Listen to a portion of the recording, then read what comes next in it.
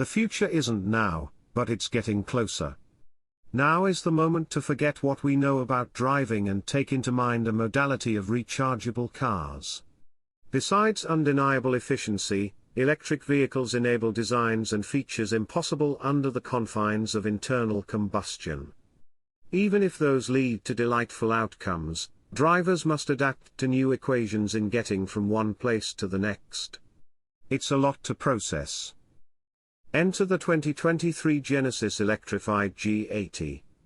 As the brand's first barely, the GV60 electric crossover is now on sale. It drops an electric powertrain into a familiar midsize luxury sedan, making a driving experience unfamiliar to many more approachable. Yet EVs on the horizon will soon sequester the electrified G80 to irrelevancy.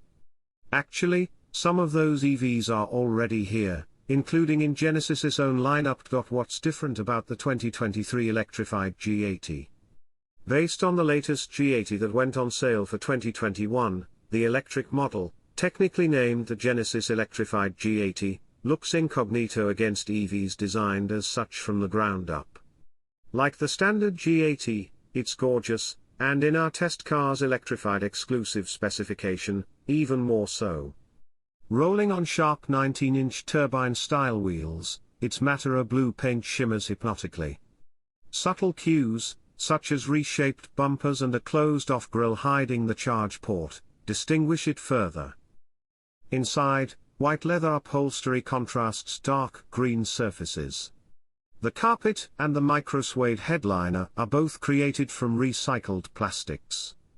Oddments of furniture manufacturing are repurposed to create the unusual forged wood trim. Otherwise, the EV's cabin resembles that of any other G80, its 14.5-inch infotainment touchscreen, 3D digital gauge display, and glass shift knob are impossible to miss.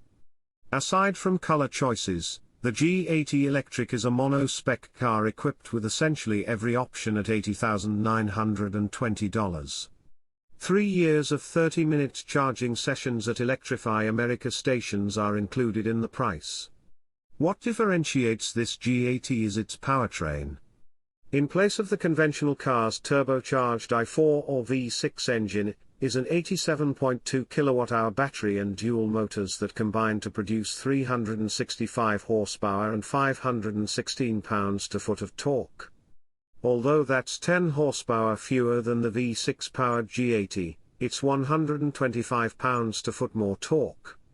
With a quarter-ton of torque available immediately, it's no surprise the electric G80 is the quickest one we've tested.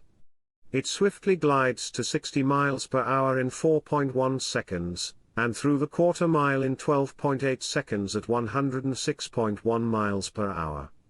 Despite our test team's notation that acceleration tapers above about 80 miles per hour, both results are decisively ahead of the next quickest G80, a 2022 sport model that hit 60 miles per hour in 5.0 seconds and completed the quarter mile in 13.4 seconds at 106.4 miles per hour.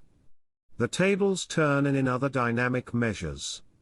Wearing summer performance tires, the G80 Sport grips the skid pad at 0.97 grams average and traverses the figure 8 in 24.8 seconds at 0.77 grams average.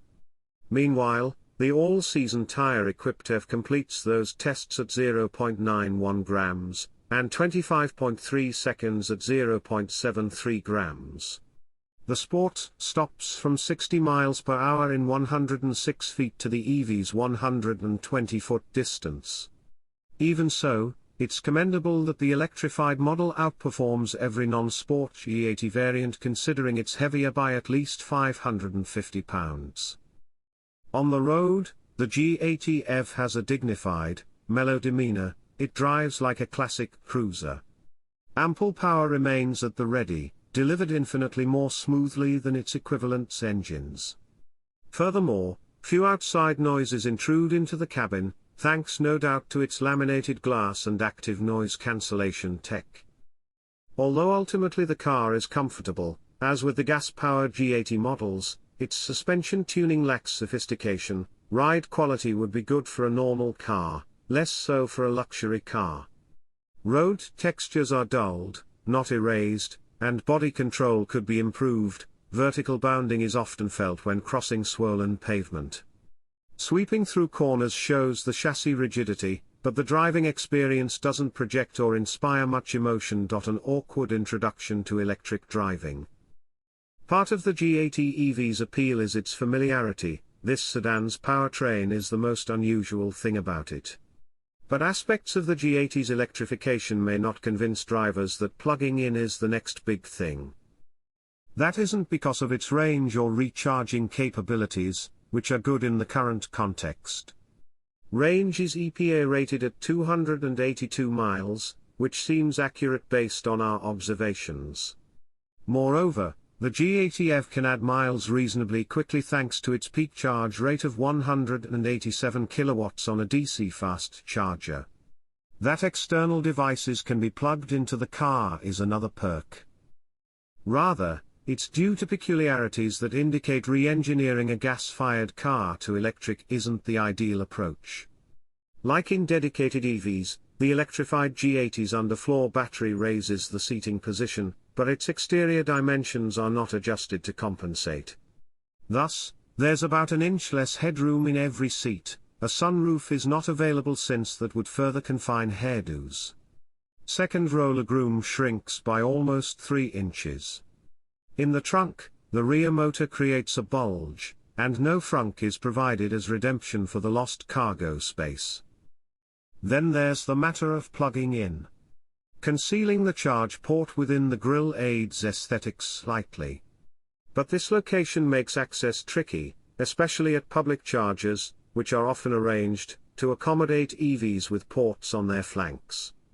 In addition, the internal covers must be wriggled free and left dangling, and the port's height necessitates some awkward bending by the user to make a connection. Spring-loaded covers and better ergonomics ease this crucial process in other EVs.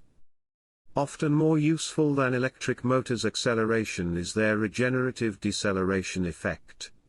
Strong regen renders brake pedals redundant in many driving situations. The electrified G80 isn't quite there.